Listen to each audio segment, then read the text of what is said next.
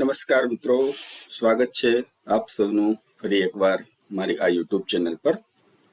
મિત્રો, આજનો આપણો જે ટોપિક છે એ ડિજિટલ ગુજરાત સ્કોલરશિપ સ્કીમ 2024-25 અંતર્ગત અમુક પ્રકારની શિષ્યવૃત્તિની પ્રપોઝલ બનાવવા માટે તકલીફ પડે છે, તો એના માટેનો છે. જે નિયામક શ્રી અનુસૂચિત જાતિ કલ્યાણ કચેરી હસ્તકની જે પ્રી મેટ્રિક શિષ્યવૃત્તિ યોજના હેઠળ જે વિદ્યાર્થીઓની પ્રપોઝલ બનાવવામાં તકલીફો પડે છે, એના નિરાકરણ માટે આ એક નાનકડો વિડીયો છે. તો અંત સુધી જોશો તો અચૂકથી એનું નિરાકરણ આપને મળી જશે.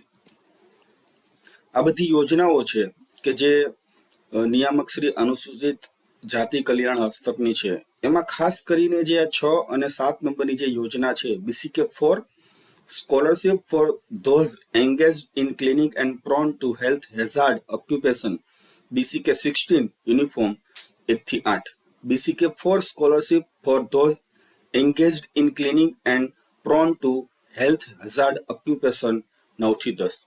એટલે કે આ બંને યોજના એવી છે કે જેમાં વિદ્યાર્થીઓના વાલીઓ છે એ અસ્વચ્છ વ્યવસાયમાં રોકાયેલા છે અને એમની પ્રપોઝલ બનાવવામાં ઘણી બધી મુશ્કેલી પડે છે. ઉપરની જે આ બધી યોજનાઓ છે એમાં એટલી મુશ્કેલી નથી પડતી, પણ આ વખતથી આ બંને જે યોજનાઓ છે, ખાસ કરીને BCK4, તો એમાં વિદ્યાર્થીઓના તમામ પ્રકારના ડેટા અપ ટુ ડેટ હોવા છતાં પણ પ્રપોઝલમાં સર્ચ થતા નથી. તો શા માટે સર્ચ નથી થતા? તો વિડીયોને તમે અંત સુધી જોશો તો તમને ખ્યાલ આવી જશે અને એનું નિરાકરણ મળી જશે. આપણા આજના એજન્ડા જોઈએ તો વિદ્યાર્થીઓની જે આપણે એન્ટ્રી કરીએ છીએ એ આપણે અલગ અલગ પ્રકારના 5 ભાગ છે એ કમ્પ્લીટ કરવા જરૂરી છે. એ આપ સૌ કદાચ જાણતા જ હશો. જો કોઈ મિત્ર નવા હોય તો એના માટે આ બધી વિગતો લાગુ પડશે. કે ડોક્યુમેન્ટ જોશે એની આપણે ચર્ચા કરીશું. કઈ બાબતોનું ધ્યાન રાખવાનું છે એ પણ આપણે જોશું. આ બંને બાબત કમ્પ્લીટ હોવા છતાં પણ આજે ત્રીજો મુદ્દો છે, PFMS સ્ટેટસ વેરીફાઈડ માટે શું કરવું. તો આ ખાસ અગત્યનો મુદ્દો છે, તો એની પણ આજે આપણે ચર્ચા કરવાના છીએ. પેલો મુદ્દો આપણો હતો કે ડોક્યુમેન્ટ જોશે. તો બાળકનું આધાર કાર્ડ જોશે, આપણે બાળકના વાલીનું રેશન કાર્ડ જોશે, સાથે સાથે રેશન કાર્ડમાં બાળકનું નામ પણ ચડેલું હોવું જોઈએ. ત્રીજું, બેંકની પાસબુક જોશે, જેમાં ફરજિયાત બાળકનું ખાતું હોવું જોઈએ. અત્યાર સુધી અગાઉના વર્ષોમાં બાળકના વાલીનું કે એના પરિવારના કોઈ પણ સભ્યનું ખાતું આપણે નાખતા હતા તો ચાલતું હતું, પણ હવેથી ફરજિયાત બાળકનું ખાતું જોશે, સાથે એના વાલીનું જોઈન્ટ એકાઉન્ટ ચાલશે. જો વાલીઓ અસ્વચ્છ વ્યવસાયમાં રોકાયેલા છે તો તેનું ફોર્મ પણ આપણે ભરી અને આપણી કક્ષાએ શાળામાં રાખવું ફરજિયાત છે. આ ઉપરાંત વાલીનો કે વિદ્યાર્થીનો મોબાઈલ નંબર પણ અચૂકથી રાખવો. હવે જોઈએ બીજો મુદ્દો કે કઈ બાબતોનું ધ્યાન રાખવાનું છે. તો નિયામક અનુસૂચિત જાતિ કલ્યાણ હસ્તકની જે પ્રી મેટ્રિક શિષ્યવૃત્તિ યોજના છે, જેમાં ખાસ કરીને BCK4, તો એના અંતર્ગત વિદ્યાર્થીઓના જે રેશન કાર્ડની જે ડિટેલ્સ આવે છે, તો એ ડિટેલ્સમાં આધાર બેઝડ બાયોમેટ્રિક KYC સ્ટેટસ છે એ યસ હોવું જરૂરી છે. મિત્રો, જ્યારે તમે સ્કોલરશિપ પોર્ટલ ઉપર, ડિજિટલ ગુજરાત પોર્ટલ ઉપર જ્યારે વિદ્યાર્થીઓના બાળકનું જે મેમ્બર આઈડી નાખશો, ત્યારબાદ એની ગેટ ડિટેલ્સ કરશો, એટલે તમામ પ્રકારની એની ડિટેલ્સ આવી જશે, એનું નામ આવી જશે, બધી વિગત આવી જશે.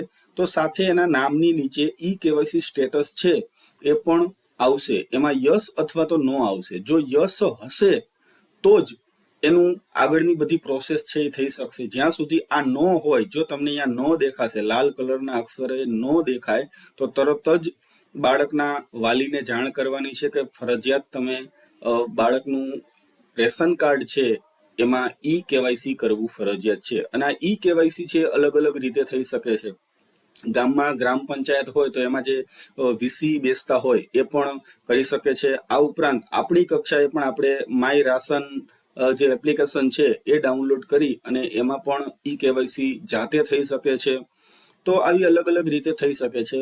તો એ રીતે વાલીને KYC કરાવવા ખાસ જણાવવું. જો ન આવે તો યસ હોય તો કાંઈ પ્રશ્ન નથી. અને જ્યાં સુધી આધાર base biometric e KYC status yes નહીં હોય ત્યાં સુધી વિદ્યાર્થીની પ્રપોઝલ બનાવતી વખતે એ સર્ચ નહીં થાય. બધી વિગત કમ્પ્લીટ હશે તેમ છતાં પણ જો અહીંયા નો હશે તો પ્રપોઝલ બનાવતી વખતે એ વિદ્યાર્થીનું નામ છે એ સર્ચ નહીં થાય. બરાબર, તો ઈ કેવાયસી કરાવવું ફરજિયાત છે. BCK4 માટે ખાસ, બીજા કોઈ પણ માટે જરૂર પડતી નથી. બીજામાં નો હશે તો પણ પ્રપોઝલ બની જશે. ત્યારબાદ BCK4 અને BCK35/239 અંતર્ગત વિદ્યાર્થીની એન્ટ્રીમાં જ્યારે પેરેન્ટ્સ કે સ્ટુડન્ટ્સ મોબાઈલ નંબર તથા last year attendance in percentage entry કરેલ હશે તો જ વિદ્યાર્થી પ્રપોઝલ બનાવતી વખતે સર્ચ થશે. એટલે કે વિદ્યાર્થીની તમે જ્યારે એન્ટ્રી કરો છો 5 ભાગમાં તમે એની એન્ટ્રી ચેક કરી વેરીફાઈ કરી અને પૂર્ણ ફાઇનલ સબમિટ આપો છો ત્યારે વિદ્યાર્થીના કે એના વાલીના મોબાઈલ નંબર નાખવા પણ ફરજિયાત છે. આ ઉપરાંત ગત વર્ષની એની જે હાજરી છે શાળામાં એ પણ નાખવી ફરજિયાત છે. ગત વર્ષની હાજરીમાં 2 ઓપ્શન આવે છે. પર્સન્ટેજ છે એ ઓટોમેટિક આવી જશે. તમે વર્ષના કુલ દિવસો નાખશો અને એની બાજુનું જે ખાનું છે એમાં વિદ્યાર્થીના હાજર દિવસો નાખશો એટલે ઓટોમેટિક પર્સન્ટેજ છે એ આવી જશે. આ બંને વસ્તુની વિગત છે એ પણ નાખવી ફરજિયાત છે. જો નહીં હોય તો પ્રપોઝલમાં સર્ચ નહીં થાય.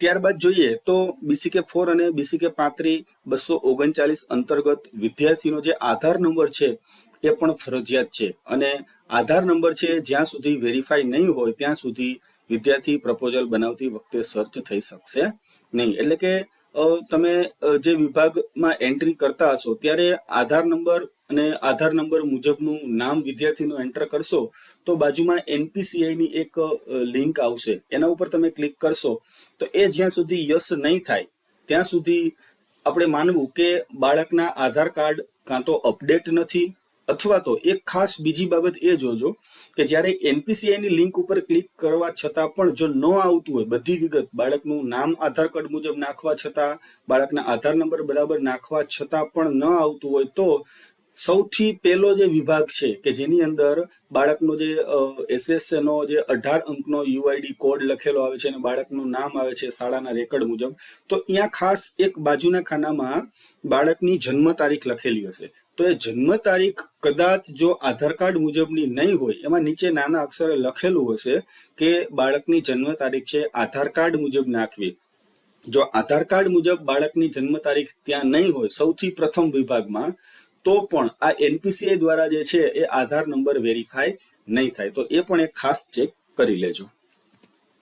ત્યારબાદ ધોરણ 1 અને 10 માટેની તમામ પ્રી મેટ્રિક શિષ્યવૃત્તિ યોજના અંતર્ગત વિદ્યાર્થીનો આધાર નંબર છે એ ફરજિયાત છે. જ્યાં સુધી આધાર નંબર તમે વેરીફાઈ નહીં કરાવો ત્યાં સુધી આગળ તમને જવા જ નહીં દે. જ્યાં સુધી આધાર નંબર વેરીફાઈ નહીં હોય ત્યાં સુધી વિદ્યાર્થી પ્રપોઝલ બનાવતી વખતે સર્ચ થઈ શકશે નહીં. આમાં તો એવું લખેલું છે કે વિદ્યાર્થી પ્રપોઝલ બનાવતી વખતે સર્ચ નહીં થાય, પણ હું તો એમ કહું છું કે આધાર નંબર તમે જ્યાં સુધી વેરીફાઈ નહીં કરાવો ત્યાં સુધી તમને જે 5 સ્ટેપ આપણે પૂરા કરવાના છે એ સ્ટેપમાં તમને આગળ જવા જ દેશે નહીં. જ્યાં સુધી વિદ્યાર્થીનો સર્વ શિક્ષા અભિયાન તરફથી મળેલ 18 અંકનો યુનિક કોડ નહીં હોય ત્યાં સુધી વિદ્યાર્થી પ્રપોઝલમાં સર્ચ થશે નહીં. આ તો આપણા બધાનો હોય જ છે, ફરજિયાત છે.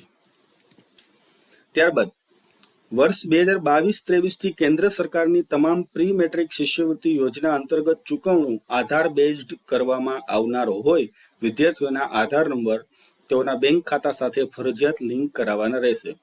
તો અહીંયા કેન્દ્ર સરકાર લખેલું છે એટલે આપણને એમ થાય કે આ કેન્દ્ર સરકારનું છે તો આપણને કઈ લાગુ પડતું નથી. પરંતુ મિત્રો એક વસ્તુ યાદ રાખજો કે BCK4 આ જે યોજના છે એમાં અમુક ટકા રકમ છે એ કેન્દ્ર સરકાર ચૂકવે છે અને અમુક ટકા રકમ છે એ રાજ્ય સરકાર ચૂકવે છે. તો જે રકમનું ચૂકવણું કેન્દ્ર સરકાર દ્વારા ડાયરેક્ટ થતું હોય તો એના માટે આ વસ્તુ ફરજિયાત છે. જ્યાં સુધી આપણા સ્ટેટ ગવર્મેન્ટ દ્વારા ચૂકવણું કરવામાં આવે છે ત્યારે આ બધી વસ્તુની એટલી ઇમ્પોર્ટન્સ નથી, એટલું બધું જરૂરી નથી. કેમ કે અને એટલા માટે જ જે બીજી જાતિના જે વિદ્યાર્થીઓ છે તો એમની પ્રપોઝલ બની જાય છે અને આ અનુસૂચિત જાતિના જે BCK4 ના જે વિદ્યાર્થીઓ છે એમની પ્રપોઝલ બનાવવામાં આટલી બધી તકલીફ પડવાનું કારણ ફક્ત અને ફક્ત આ જ છે. બરાબર, તો જ્યાં સુધી એના આધાર નંબર છે એ બેંક ખાતા સાથે લિંક નહીં હોય ત્યાં સુધી પણ એની પ્રોસેસ તમે આગળ વધારી શકશો નહીં. વિદ્યાર્થીની તમે જ્યારે એન્ટ્રી કરો છો ત્યારે એના ફાધર્સ ઓક્યુપેશન અને મધર્સ ઓક્યુપેશન છે એ નલ હશે તેવા વિદ્યાર્થીઓની પ્રપોઝલ પણ તમે બનાવશો તો પણ એ બની શકશે નહીં. માટે એના પિતા અને માતાનો જે વ્યવસાય છે એ અસ્વચ્છ વ્યવસાયમાંથી કયા વ્યવસાયમાં 4 પ્રકારના વ્યવસાય આવે છે તો એમાં કયા પ્રકારના વ્યવસાયમાં રોકાયેલા છે એ પણ ફરજિયાત તમારે સિલેક્ટ કરવું જરૂરી છે. સૌથી અગત્યનો મુદ્દો આપણો 3જા નંબરનો જે છે PFMS વેરિફિકેશન માટે શું કરવું. તો સૌ પ્રથમ આપણે એની વિગત જોઈ લઈએ કે આ જે BCK4 અને BCK35/239 અંતર્ગત જ્યારે વિદ્યાર્થીનું PFMS સ્ટેટસ વેરીફાઈડ હોવું જરૂરી છે. જ્યાં સુધી PFMS સ્ટેટસ વેરીફાઈડ નહીં હોય ત્યાં સુધી વિદ્યાર્થી પ્રપોઝલ બનાવતી વખતે સર્ચ થઈ શકશે નહીં. વધુમાં PFMS સ્ટેટસ વેરીફાઈડ ત્યારે જ આવશે જ્યારે વિદ્યાર્થીનો આધાર નંબર એમના બેંક ખાતા સાથે લિંક હશે અને બેંક ખાતું આધાર પેમેન્ટ માટે ઇનેબલ હશે. મિત્રો, સૌથી તકલીફ પડતી હોય તો આ મુદ્દામાં બધાને તકલીફ પડે છે, કેમ કે આગળના જે બધા મુદ્દાની આપણે ચર્ચા કરી તો એ તમામ પ્રકારના જે મુદ્દા છે એ આપણે આપણી કક્ષાએથી એન્ટ્રી કરવાની હોવાથી આપણે ખાસ તકેદારી રાખી અને બધી વિગત ઝીણવટપૂર્વક આપણે નાખી અને અપ ટુ ડેટ કરીએ છીએ. પરંતુ આ PFMS સ્ટેટસ વેરિફિકેશન માટેનું જે પ્રોસેસ છે એ આપણાથી કંઈ થઈ શકતું નથી. આ ક્યારે આવે છે તો કે જ્યારે વિદ્યાર્થીનો આધાર નંબર અને બેંક ખાતું લિંક હશે ત્યારે આવશે. બીજું કે એનું જે બેંક ખાતું છે એ આધાર પેમેન્ટ માટે ઇનેબલ હોવું જોઈએ. મતલબ કે બેંકમાં એના આધાર કાર્ડ છે એના બેંક ખાતા સાથે લિંક કરેલું હશે તો આ PFMS સ્ટેટસ છે એ ઓટોમેટિક આવી જશે. હું તમને એક આપણે ડિજિટલ ગુજરાત સ્કોલરશિપ પોર્ટલ પરનો જે સ્ક્રીનશોટ છે મેં લીધેલો છે, હું તમને બતાવું. અહીંયા તમે આ જોઈ શકો છો, આ 3 વિગત છે. તો આ 3 વિગતમાં પેન્ડિંગ ફ્રોમ PFMS તો અહીંયા 4 વિદ્યાર્થીઓના નામ બતાવે છે. મતલબ કે આ PFMS દ્વારા હજી આની પ્રોસેસ ચાલુ છે. જ્યાં સુધી આ વેરીફાઈ થઈ જશે, આમાંથી વેરીફાઈ થશે તો અહીંયા 4 માંથી 3 થઈ જશે અને અહીંયા 1 માંથી 2 થઈ જશે. વેરીફાઈડ થઈ જશે, અહીંયા તમને PFMS વેરીફાઈડ બતાવશે તો આ એક વિદ્યાર્થી જે બતાવે છે આની તમે પ્રપોઝલ બનાવી શકશો. આ 4 વિદ્યાર્થીઓ છે એ તમારી પ્રપોઝલમાં સર્ચ થઈ શકશે નહીં. અને આની પ્રોસેસ છે આપણે કાંઈ કરવાની થતી નથી, આપણે ફક્ત અને ફક્ત રાહ જોવાની છે. પણ એક વસ્તુ ખાસ યાદ રાખવાની છે કે આગળની જે તમામ બાબતો આપણે જોઈ, જે બાબતોનું આપણે ધ્યાન રાખવાનું હતું, જે પ્રકારના ડોક્યુમેન્ટ્સ આપણે આપણી પાસે રાખવાના હતા એ રાખી અને વિદ્યાર્થીઓની જ્યારે આપણે 5 ભાગની અંદર અલગ અલગ જુદા જુદા પ્રકારના 5 ભાગમાં જ્યારે આપણે એન્ટ્રી કમ્પ્લીટ કરીએ છીએ એ અપ ટુ ડેટ હોવી જોઈએ. એમાં કોઈ પણ પ્રકારની ભૂલ હોવી જોઈએ નહીં. અને સાથે સાથે વિદ્યાર્થીનું જે બેંક ખાતું છે એ પણ એના આધાર કાર્ડ સાથે લિંક કરાવેલું હોવું જોઈએ. આટલી સૂચના આપણે વાલીને આપી દેવાની છે. બસ આટલું કામ આપણું થઈ જાય પછી આપણે ફક્ત ને ફક્ત રાહ જોવાની છે. અને જો અહીંયા રિજેક્ટેડ બાય PFMS આવે તો આપણે ફરીથી વાલીનો અને બેંક ખાતાનો સંપર્ક કરવાનો રહેશે કે કયા કારણે આ તકલીફ થાય છે. આધાર કાર્ડ નંબર બેંક ખાતા સાથે લિંક નથી, જો ન હોય તો ફરી પાછું લિંક કરાવવાનું. ઘણા બાળકનું આધાર કાર્ડ છે 5 વર્ષે આપણે જાણીએ છીએ કે અપડેટ કરાવવું પડે, ત્યારબાદ 15 વર્ષે ફરી પાછું અપડેટ કરાવવું પડે. જો આ અપડેશન થયેલું ન હોય તો પણ આ પ્રશ્નો ઉપસ્થિત થઈ શકે છે. માટે ખાસ આટલી બાબતોનું જો આપણે ધ્યાન રાખીશું તો કોઈ પણ વિદ્યાર્થીની જે પ્રપોઝલ બનાવતી વખતે જે મુશ્કેલી પડે છે એ મુશ્કેલી આપણને પડશે નહીં. તો મળીએ આ સાથે આના પછીના આપણે નેક્સ્ટ કોઈક આવા જ ટોપિક સાથે. ત્યાં સુધી આવજો. જો તમને આ વિડીયો ગમે તો તમારા મિત્રો સાથે શેર કરો, વિડીયોને લાઈક કરો અને આપના પ્રતિભાવો છે એ કોમેન્ટની અંદર પણ અવશ્ય જણાવી શકો છો.